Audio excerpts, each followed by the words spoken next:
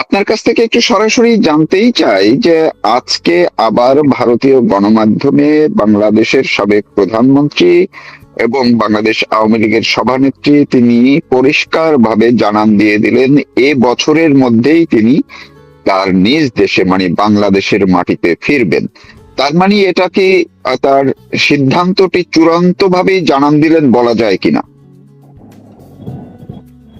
যে সাক্ষাৎকারে উনি এটা বলেছেন, ওই সাক্ষাৎকারটা মানে ব্যবস্থাপনা পুরোটা আমারই করা।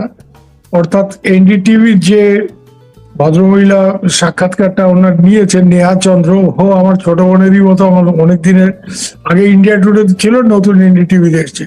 তো আমাকে বলে যে দাদা থোড়া ইন্তজাম কর দিয়েছে। তো যাই হোক, পুরো ব্যাপারটা যারা এইসব ব্যবস্থাপনার সাথে যুক্ত, শেখ হাসিনা, এখানে দুটো তিনটে জিনিস আমি আপনাকে করবো, কারণ কোয়েশ্চেন গুলি আপনি যদি দেখে থাকেন খুব শার্প কোয়েশ্চেন ছিল এবং ডেফিনেট। সেখানে উনি তো বলেইছেন যে আমি ফিরবো, আমার জনগণের উপর আস্থা আছে, আমার দলের উপর আস্থা আছে। Awami League is not a political party, Awami League is a force, বা আওয়ামী লীগ একটা ব্যাপার, সব ঠিক আছে।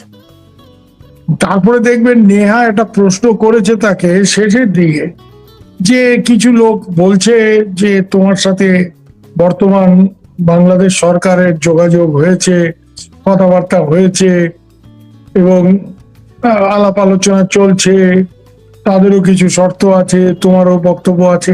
তো এই ধরনের কিছু ফলশ্রুতি কি আপনার এই দেশে ফেরার ব্যাপারটা সুনিশ্চিত হয়েছে? তো উনি বলেছেন না, আমি কারোর সাথে কোনো এই ধরনের রফা করে, এক কথায় রফা করে আমি দেশে ফিরছি না। আমি দেশে ফিরছি, আমার জনগণের উপর পূর্ণ আস্থা আছে, আমার দলীয় সমর্থক এবং দলের উপর, দলের সংগঠনের উপর চূড়ান্ত আস্থা আছে। উনি এই কোনো রফা মানে ব্যাকডোর কোন রকম কথাবার্তা, কোন অন্য দূত মারফত, এই ব্যাপারটা পুরোপুরি উনি খারিজ করে দিয়েছেন। ইন্টারেস্টিং। তো তাহলে বলতে হবে যে উনি দেশে ফেরার কথা যদি উনি সিদ্ধান্ত নিয়েই ফেলে থাকেন, এবং এই ব্যাপারে ওনাকে যারা ভারতে রেখেছে 2 বছর ধরে, ভারত সরকার, ভারত সরকারের মানে কর্তা ব্যক্তিরা, তাদের কিন্তু তাদের কিছু লোকজন, যেমন অজিত ডোভাল, আমি খুব ভালো করে চিনি, আমি ওনার সাথে কিছুদিন আগেও মানে ওনার লোকজন যেটা বলেছে যে बहन जी जब तक सुरक्षित नहीं तब तक हम लोग उनको वापस नहीं भेजना चाहते। মানে যতক্ষণ শেখ হাসিনাকে বহিনজি বলে সবাই, তো বলে যে ওনাকে উনি যতক্ষণ ওনার নিরাপত্তার ব্যাপারটা সুনিশ্চিত না হচ্ছে, আমরা ওনাকে ফেরত পাঠাতে চাই না। এবং জয়শঙ্কর আপনি দেখেছেন বলেই দিয়েছিল, she will stay here as long as she wants to.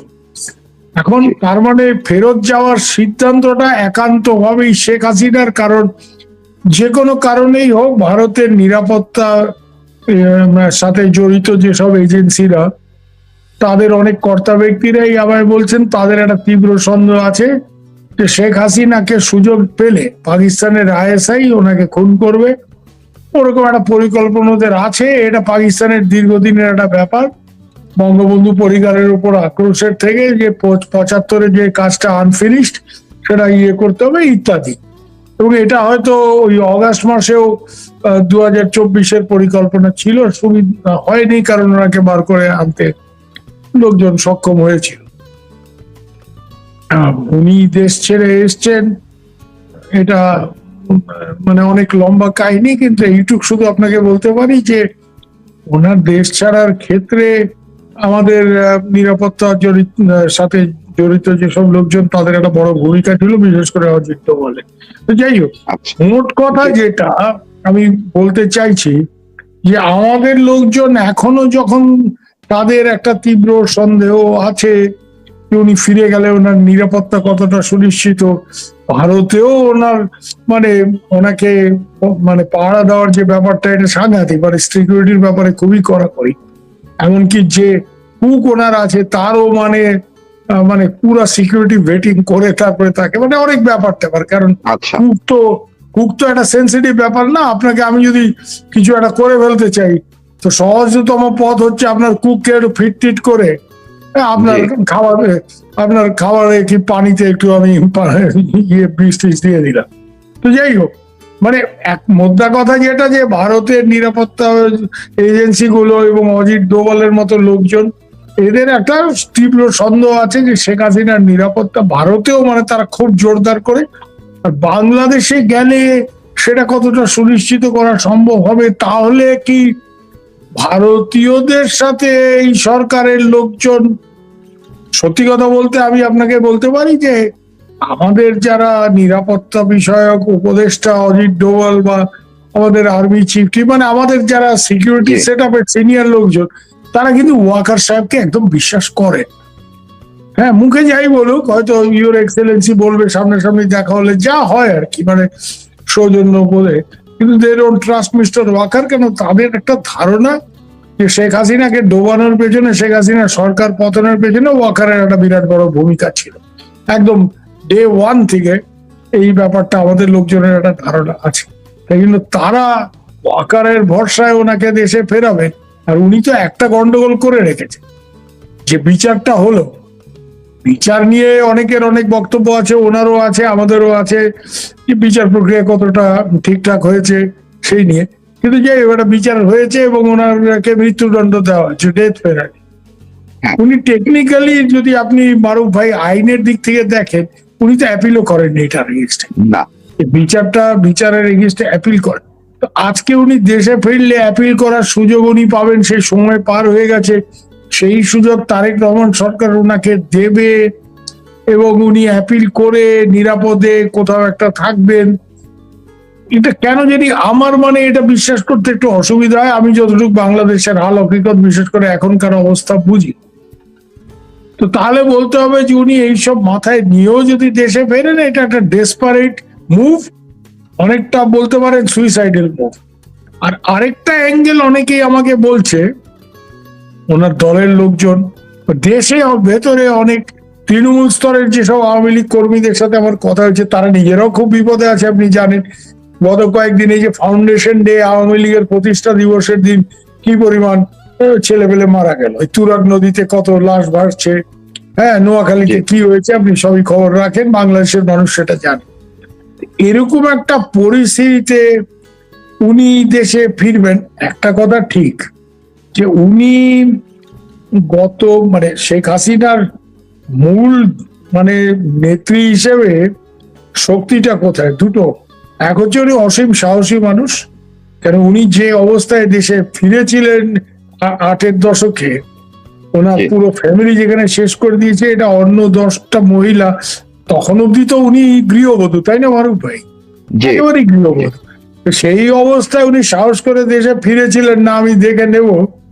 হ্যাঁ, আর ইন্দিরা গান্ধী তখন জীবিত ছিল, উনি যখন দেশে ফিরেন, ইন্দিরা গান্ধী পরিষ্কারই, ইন্দিরা গান্ধী ক্ষমতায় ফিরে এসছেন, নির্বাচন হেরেছেন কিন্তু আবার নির্বাচন জিতে 80 সালে ফিরে এসছেন। সেই সময় আমি যতটুকু শুনি যে বাংলাদেশের তদানীন্তন সামরিক কর্তা ব্যক্তিদের পরিষ্কার ইন্দিরা গান্ধী বলছেন, বচ্চি যা রা হ্যায়, আগার কুছ হো গিয়া আপকো জিম্মেদার মারেঙ্গে। ইন্দিরা গান্ধীর যাই হোক একটা ব্যাপার তো ছিল, যে ইন্দিরা গান্ধী যদি এই হুমকি দিয়ে থাকে যে মেয়েকে ফেরত পাঠাচ্ছি, কারণ ওনাকে বাচ্চি বলতো, তো মেয়েকে ফেরত পাঠাচ্ছি, কিছু যদি ওর হয় তোমাদের, ওটা আমি বুঝে নেবো এক কথায়। মানে খবর আছে। হ্যাঁ।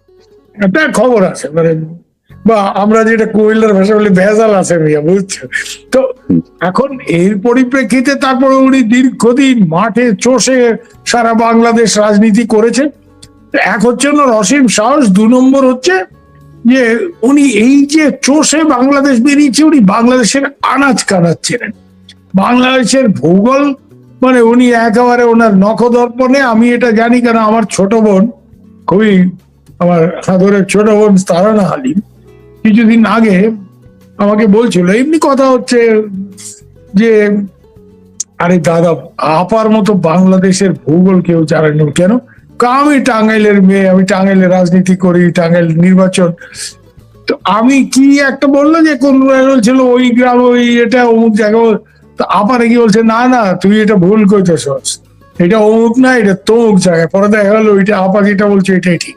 তো সে ওই জায়গায় রাজনীতি করে, সে ওই জায়গার মেয়ে, তার থেকে আপা বেশি জানে। মানে কি পরিমাণ আপা বেশি, মানে সারা বাংলাদেশ ঘুরেছে। এটা আমার জানা। এই জনসংযোগটা ওনার খানিকটা বেশ কিছুদিন সরকারে থাকার ফলে এবং ওনার আশেপাশে কিছু অত্যন্ত বদমাইশ লোকজন জায়গা করে নিয়েছিল, যারা ওনার পতনের পেছনে যাদের একটা ভূমিকা আছে বলে আমি মনে করি, এই দরবেশ টরবেশ এই ধরনের লোকজন। এবং এই কোভিড এর সুযোগ নিয়ে ওনার সাথে এই যে তৃণমূল স্তরের যে যোগাযোগটা আওয়ামী লীগের, এটা নষ্ট হয়ে গেছিল। এটা গত 2 বছরে কিন্তু মারুফ ভাই আমি এটা জানি যে উনি দিল্লিতে বসে থেকে এইটা আবার নতুন করে আজকাল আধুনিক প্রযুক্তি, আপনার এই টেলিগ্রাম গ্রুপে উনি সবার সাথে হ্যাঁ এইসব থাকার ফলে একটা ব্যাপক মানে যোগাযোগ, সংযোগ যোগাযোগ তৃণমূল স্তরে আওয়ামী লীগের কর্মী নেতাদের সাথে উনি এটা স্থাপন করেছে। এখানে যারা আছে, ভারতে আছে কি অন্য জায়গায়, তাদের সাথে তো যোগাযোগ আছে, কিন্তু মোস্ট ইম্পর্টেন্টলি যারা গ্রাসরুট লেভেলের কাডার, এদের সাথে ওনার যোগাযোগ হয়েছে, যারা এখনো আওয়ামী লীগ বলতে মানে যান প্রাণ দিয়ে লড়াইয়ের জন্য প্রস্তুত। এবং অনেকে প্রচন্ড ক্ষতিগ্রস্ত হচ্ছে, জেলে গেছে। আমি তো জানি আমার আরেক ছোট বোন আছে আওয়ামী লীগের, ও মহিলা লীগের কুমিল্লা, দক্ষিণ কুমিল্লা, জেল টেল খেটে 5-6 মাস জেল খেটে সম্প্রতি জেল থেকে বেরিয়েছে, মুখে ঘা হয়ে গেছে, অনেক সমস্যা। এদের মধ্যে একটা ব্যাপার আছে, শেখ হাসিনা আসলে আমাকে কেউ আটকাইতে পারবো না, তাইলে বুঝছে নেবো যে সরকারে থাক যাই থাক। মানে মানে আজও এরকম আমি জানি নাটোরের কিছু লোকজন কথা হচ্ছিল, তো বলছে যে আরে গাড়ি ঘোড়া বন্ধ করে দিব সরকার, তারপরে আমরা হাইটটা ঢাকায় যাবো। সিরাগুড় এখন থেকে রেখে দিতেছি, ওই সিরাগুড় বগলে লয়ে ওই সিরাগুড় খাইতে খাইতে হাইটটা যাবো। মানে বাঙালি তো বুঝতে পারেন, বিশেষ করে পূর্ব বাংলার মানুষ, হ্যাঁ আমি নিজেও ওই মূলের লোক, এই আবেগ একবার উঠলে একবার শাল আর বুঝছে নেবো, তাই এটা কোন জায়গায় গিয়ে ঠেকবে, হয় আমি আছি নাহলে তুমি আছো। মানে এইটা করে তো দেশটা স্বাধীন হয়ে গেল। টিক্কা খান বলছিল আরে বাঙালি লোক ডরপোক হ্যাঁ, 2-3 লাখ মার তো ঠান্ডা হয়ে যায়, 30 লাখ মারছে কিন্তু দেশটাও গেছে তাদের হাত থেকে। বাঙালি তো এই জায়গায় চলে যেতে পারে, ঠিক আছে ভারতের সেনাবাহিনী পরে ঢুকছে, কিন্তু সেটা তো ডিসেম্বর মাসে, তার আগে তো 8 মাস বাঙালি ছেলেরা রক্ত দিছে, এবং কম তো না, প্রচুর। যে পরিমাণ লোক মারা গেছে এই 8 মাসে, সারা ভারতবর্ষের স্বাধীনতা ইতিহাসে এত লোক তো মারা যায় নাই, কাছাকাছিও না, আমি এটা মানে জোর গলায় বলতে পারি। এর জন্য বাঙালির আবেগ, বিশেষ করে পূর্ব বাংলার মানুষের এই আবেগ এবং মাথা গরম হইলে কোন জায়গায় যেতে পারতে একটা ক্ষেত্র কিন্তু তৈরি হয়ে আসে।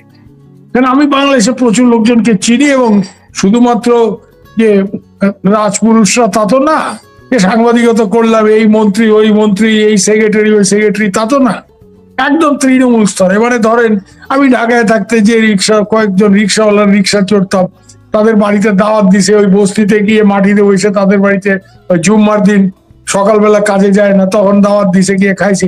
তা আমার তো এই লেভেলের যোগাযোগ বাংলাদেশে কি আমার, আমি অমুক আমার যেখানে কাজ করতাম ক্যান্টিনের ম্যানেজার আপা, আমি আপা বলে ডাকতাম, সে আমাকে বাপ বলতো, মানে এরকম সম্পর্ক। তার মেয়েটেরা আমাকে, মানে আমার ভাগ্নি বলি তাদের, তারা আমাকে মামা বলে, মানে এই টাইপের। এবং এরা একেবারেই এতিম মানুষ। এদের মধ্যে কিন্তু এক সময় ছাত্রলীগের পোলা বানায়, চান্দা তোলে, অমুক তোলে, বুঝছো মামা এই সেই। এখন এরা বলে সে মামা আগেই ভালো আসিলাম। কেন কেন এরকম কথা কস কেন? আগে ভালো আসিলাম এই জন্য কইতেছে যে আগে ছাত্রলীগের পোলাপান নাই তো, আমরা ব্যাংক থেকে লোন টোন নিয়ে, সেই লোন না ব্যবস্থা আমি করছিলাম, আমার প্রচুর চেনা জানা ছিল, তো লোন টোন যে করে দিয়েছিলাম, তো দোকান টোকান করছিলাম, ছাত্রলীগের পোলাপান মাসে একবার আইতো, আপা ব্যবসা তো ভালোই চলছে এইসব বলে একটু আকার ইঙ্গিতে বুঝাইতাম, 400-500 টাকা চান্দা দিতাম, একটু কফির মেশিন থেকে কফি বানায়, আরে কফির মেশিন তো, কফিটা তো খুব ভালো হয়েছে, এই 400 টাকা নিয়ে তারা চলে যেত। আবার আমাদের একটু দেখেন এই এদুরি। এরপরে তো ইউনুস মিয়া আসলো, তারপরে তো এইখানে এমন লুটপাট, আমাদের দোকান লুট হয়ে গেল 2 লাখ টাকার মাল। তো 2 লাখ টাকার মাল লুট এসে আমরা এতিম মানুষ, আমরা কই থেকে পাবো? তো এই দেশ শেখের বেটি ছাড়া চলবে না, এই এদের কথা, এদের মুখের কথা, এটা আমার কথা না। এই দেশ শেখের বেটি ছাড়া চলবে না, এইসব হারমাতের দেশ, লুটপাট রাহাজানি, মহিলা তুলে নিয়ে যাওয়া দিন দুপুরে, এই তো আপনি দেখছেন হয়তো, হ্যাঁ ওই কক্সবাজারের একটা ভিডিও, এই যুব দলের ছেলেবেলে স্কুলের ছাত্রীকে তুলে একে মার্ডার করছে, ওকে মার্ডার করছে, একটা প্রতিহিংসা না। যার ইউনুস সাহেব আওয়ামী লীগের দুর্নীতি আমি অস্বীকার করি না, কিন্তু ইউনিসেফ যেই লেভেলের দুর্নীতিটাকে নিয়ে গেছে, একেবারে স্টেট অফ আর্ট করাপশন, আমি বলতেছি। হ্যাঁ, জি আপনিও জানেন, আপনিও বিদেশে থাকেন, আমরাও জানি, এত বছর সাহেবের চাকরি হয়েছে, কনফ্লিক্ট অফ ইন্টারেস্ট বলে কথা আছে, এইটা তো ইউনিসেফ মানে তুলে দিছে। হ্যাঁ, যে উনি নিজে দেশের ক্ষমতায় থাইকে কিভাবে মানে নিজের কর মকুব করছেন, মানে শয়ে শয়ে কোটি টাকা, সেখান থেকে টাকা পয়সা নয় ছয়, মানে এগুলি লাইসেন্স বাইর করা, এই করা, মনোবলি বিজনেস করবেন উনি, এটা বাইর করছেন। হ্যাঁ, গ্রামীণ ওয়ালেট, দিস দ্যাট, এগুলি বাংলাদেশের মানুষ এখন সব জানে। এবং এখন এরাই বলে যে ইউনিসেফ দেশটা শেষ করে দিয়ে গেছে, শেখের বেটি ছাড়া এই দেশ চলবে। জি। আমার এই জায়গায় আমি একটু আপনাকে যদি আপনার কাছ থেকে আপনি যে বলেন, বলেন। যে বিবরণগুলো আপনি দিলেন, এইটা মধ্যে থেকে যে আসলে শেখ হাসিনার প্রতি মানুষের যে আবেগ, ইমোশনটা তৈরি হয়েছে, বা যেটা সত্য ছিল সেটা যে আবার নতুন করে তিনি নিজেই জাগিয়ে তুলতে সক্ষম হয়েছেন, সেটাকে কাজে লাগে, সেটাই মূলত তার ভরসা। সেটা তিনি ইন্টারভিউর মধ্যে বলেছেন যে জনগণই আমার মূল ভরসা। তবে এই কয়েকদিন আগেও তিনি বলেছিলেন যে এই বছরের মধ্যে ফিরবেন। সেই কথাবার্তা নিয়ে একটু আলোচনা চলছিল প্রথম আলোতে, আর্টিকেলের মধ্যেই ছাপিয়ে দিল এর মধ্যে যে শেখ হাসিনার এই মুহূর্তে দেশে ফেরা আকাশ কুসুম কল্পনা। তো মহিউদ্দিন আহমেদ লিখেছে, এই কথাটাই লিখেছে। তো আজকে যখন শেখ হাসিনা আবার কনফার্ম করলেন যে যা হয় হবে, এই বছরের মধ্যেই ফিরছি, তার মানে এইটার সঙ্গে নিরাপত্তার ইস্যুগুলো সেটি হয়তো ভারত দেখবে বা কিছু একটা, বা ভারতের সঙ্গে বাংলাদেশ সরকারের নিশ্চয়ই কিছু একটা, তার মানে কিন্তু ওনার মানসিক জায়গা থেকে উনি চূড়ান্ত করে ফেললেন যে এই বছরেই ফিরবে, এমনটাই কিনা? আমি যতটুকু ওনাকে চিনি, বুঝি, বা মানে করি, অ্যাসেসমেন্ট আমার যেটা, যে ওনার ধারণা যে আমি এখানে বসে থেকে দলের কোনো লাভ হইতেছে না, এবং এই ব্যান তুলতেছে না, এবং আমার ছেলেপেলেরা নিহত হচ্ছে, হাজার হাজার কর্মী নেতারা জেলে। তো এই গণেশ যদি উল্টাইতে হয়, পাশা যদি ঘুরাইতে হয়, খেলাটা যদি ঘুরাইতে হয়, তাহলে ব্যাপক আন্দোলন। এখন এটা তো মারুফ ভাই আপনিও জানেন, আমরাও জানি, কে একজন বাংলাদেশে গবেষণা কোন এক সাহেবের লেখা, আমার নামটা এই মুহূর্তে মনে পড়ছে না, ডেভিড লুইস না কে, মানে Awami League is the most dangerous party when it hits the streets. হ্যাঁ, মানে দক্ষিণ এশিয়া, এটা ঐতিহাসিক ভাবেই সত্য, এটা বলাই। এখন এই জায়গাতে আওয়ামী লীগ, শেখ হাসিনা হয়তো ভাবতেছে যে যা হয় হবে, আল্লাহ ভরসা যেটা বলে বাংলাদেশের মানুষ, যা হয় আমি নামুম, তারপরে আমি বাঁচে থাকি মরি, যা হয়, মানে একটা শেষ লড়াই আমি দেখতে চাই। ওনার বোধহয় এরকম একটা, এবং উনি এই যত কথা বলেন না, ব্যাপক, মানে 64টা জেলায়, মানে জেলা স্তরের নেতা, এমনকি ইউনিয়ন পরিষদ স্তরের নেতাদের সাথে উনি 2 বছরে এই টেলিগ্রাম গ্রুপ, অমুক গ্রুপ, হোয়াটসঅ্যাপ গ্রুপ, এত ডিটেইলে মানে উনি জনসংযোগটা করছেন, যেটা উনি প্রধানমন্ত্রী থাকা অবস্থায় ওনার আশেপাশে এই ককাস তৈরি হয়েছিল, এবং এরাই তো ওনাকে বিট্রে করছে, এই দরবেশ, আনিসুল হক, এই যে আরো কিছু ওনার 2-1 মন্ত্রী, মানে দরবেশ গম, এরা আমেরিকার হয়ে কাজ করছে, এরা খালি ওনাকে বলছে তুই এই করো, আর্মি তো আছে, ছাত্রলীগ যুবলীগ নামানোর দরকার নেই, এগুলো আমি ডিটেলস জানি। আমি কিছুদিন আগে আমার বাসায় এখানে অনেক সিনিয়র লিডাররা আসেন মাঝে মাঝে, এরাও এটা বলে। তখন সামনে কিছু বলে নেই, যেহেতু শেখ হাসিনার সাথে দরবেশ সালমান রহমানের একটা সম্পর্ক, কিন্তু এখন সবাই বলে যে এই হারামজাদা আমাদের ডুবাইছে। দুজনের কথা বলে, one is Salman Rahman, one is Waker. Salman রহমানের পেটে পেটে বোধহয় নিজেই তুমি রিজাইন করো, আমরা একটা ইন্টারিম সেট আপ করি, হ্যাঁ তোমার রেজিগনেশন চাইতেছে আওয়ামী লীগ, মানে উনি প্রধানমন্ত্রী হতে তো আকাশ কুসুম সব তো। আর এই আওয়ামী লীগ এই যে ফোড়ে ব্যবসায়ীদের সামনে নিয়ে আসা, নমিনেশন টাকা দিয়ে মানে কিনে, এইগুলি তো আওয়ামী লীগে কোনোদিন ছিল না। আওয়ামী লীগের লিডারশিপটা ভাই কি, আপনিও জানেন আমিও জানি, ইট ওয়াজ এসেনশিয়ালি মিডল ক্লাস লিডারশিপ। ওই পারে যেমন আওয়ামী লীগ, এখানে সিপিএম ওয়েস্ট বেঙ্গলে যে টিচার, প্রফেসর, ডাক্তার, লয়ার, মানে যাদের বিরাট টাকা নাই ব্যবসায়ীদের মতো, কিন্তু যাদের মানুষ রেসপেক্ট করে, মুরব্বী বলে মনে করে, মূলত মধ্যবিত্ত নেতৃত্ব, এইটা তো এই দরবেশরা এসে শেষ করে এই টাকা পয়সা নিয়ে নমিনেশন বাণিজ্য করে এত টাকা দাও তোমার টিকিট দিলাম, এইসব তো করছে আর আজে বাজে লোক সব। তো এই জায়গাতে আওয়ামী লীগের গত 2 বছরের লড়াইয়ের মধ্যে দিয়ে একটা শুদ্ধিকরণ হয়েছে। এই যারা এইসব 2 নম্বরই লোক, এই ব্যবসায়ী টাইপের লোক ছিল, ওই টাকা পয়সা দিয়ে নমিনেশন কিনছে, এরা যখন ভেজাল দেখছে এরা কিন্তু দেশ ছেড়ে হাওয়া, বা এরা একটা রফা টফা করে কোনো মতে জামাত বিএনপির সাথে। আজকে যারা ফাইট করে নিজেদের আওয়ামী লীগের নেতৃত্বে তৃণমূল স্তরে প্রতিষ্ঠা করছে, এরা কিন্তু একেবারেই মানে মন প্রাণে আওয়ামী লীগ, এবং এরা অনেকে মারা গেছে, অনেকে জেলে গেছে। হ্যাঁ, কিছু কিছু লোক খুব বিপদে পড়ে হয়তো এই পারে আসছে, কিন্তু তারাও কিন্তু এইখানে আসার পর থেকে আমি লক্ষ্য করতেছি প্রস্তুতিটাই হচ্ছে দেশে ফেরা। এরা সবাই ওই শেখ হাসিনা মুখাপেক্ষী, কারণ এইখানে একটা ব্যাপার হয়ে গেছে, নেত্রী ফিরলে আমরা জান লড়াই দেবো, বর্ডার টর্ডার মানি না, তখন ঢুকে যাবো। মানে এইটা আমি একটু আমার আগ্রহের জায়গা থেকে একটু ইন্টারেস্টিং মনে হয়েছে যে আপনি কি ওই শেখ হাসিনা ছাড়া অন্য যারা নেতারা কলকাতা বা ইন্ডিয়ায় আছেন তাদের মধ্যে কি সেই মনোবলটা দেখতে পাচ্ছেন যে নেত্রীর সঙ্গে সঙ্গে তারা ফেরার জন্য মানসিকভাবে প্রস্তুত আছে তারা?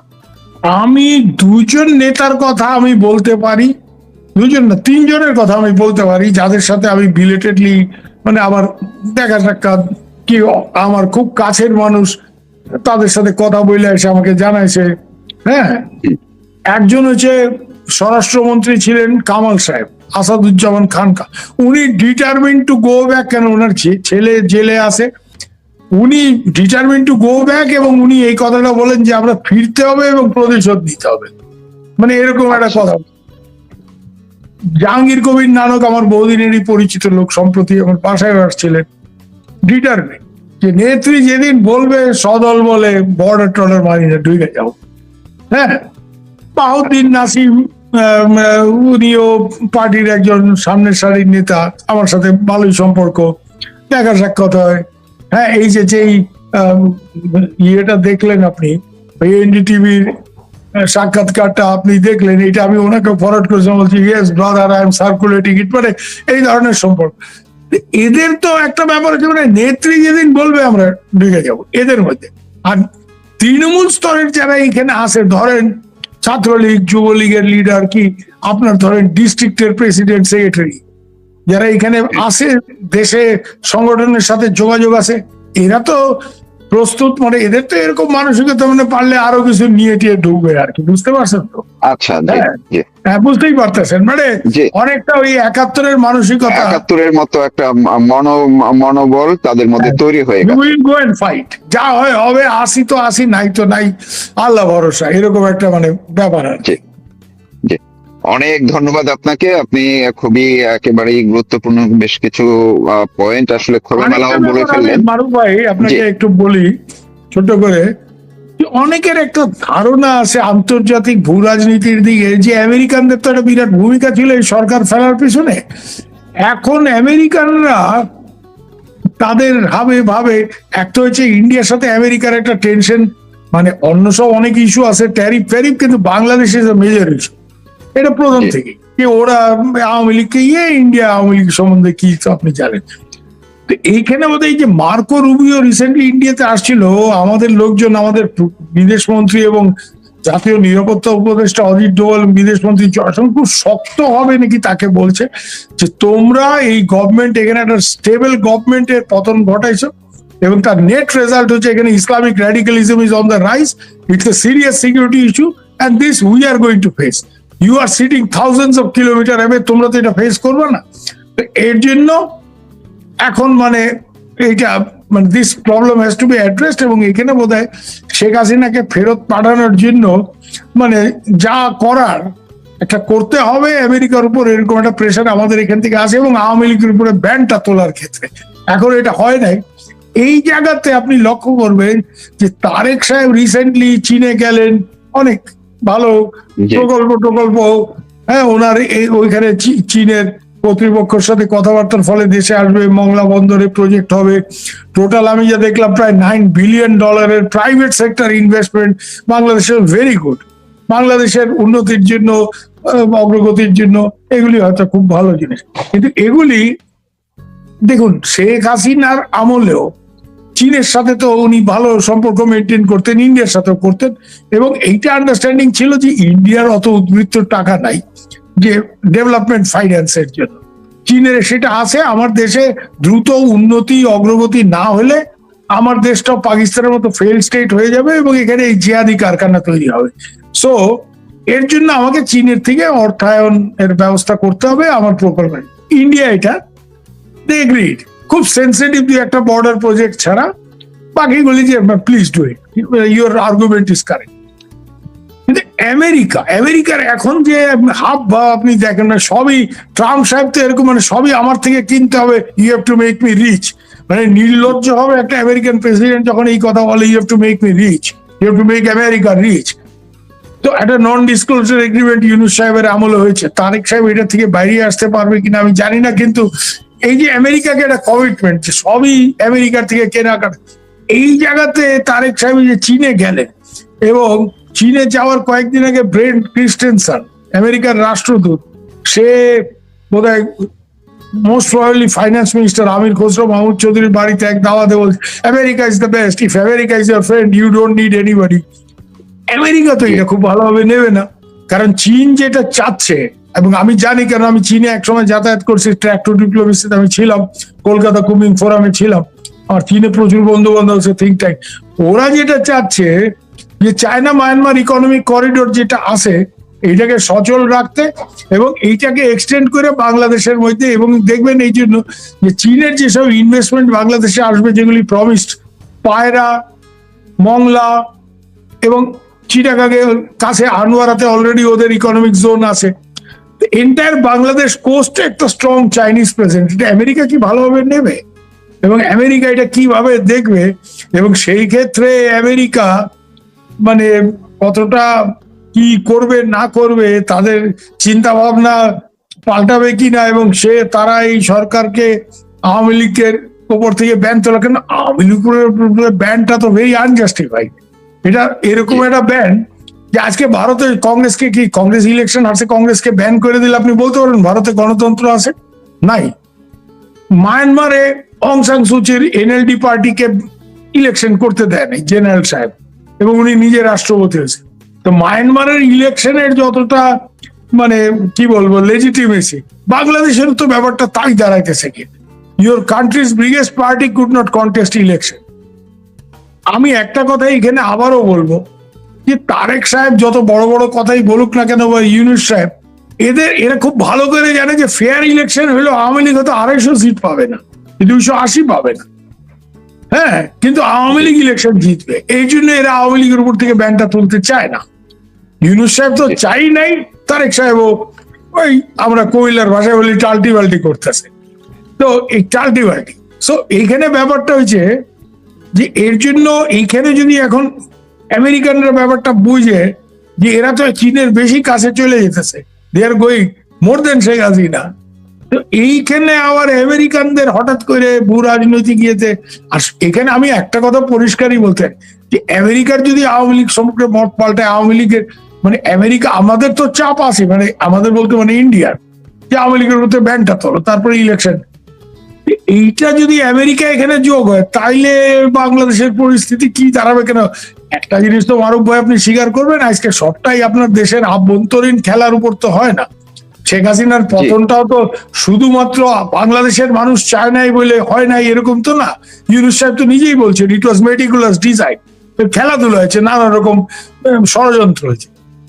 এর জন্য এইসব জায়গায় আবার অন্যরকম কিছু হয়ে যায় কিনা, এবং রাজনীতির এই সব ব্যাপার বুঝে শেখ হাসিনা এরকম ভাবে চাপাচাপি করতেছে কিনা, এগুলিও মানে নানা রকম প্রশ্ন থাকেছে, তাই না? অনেক ধন্যবাদ।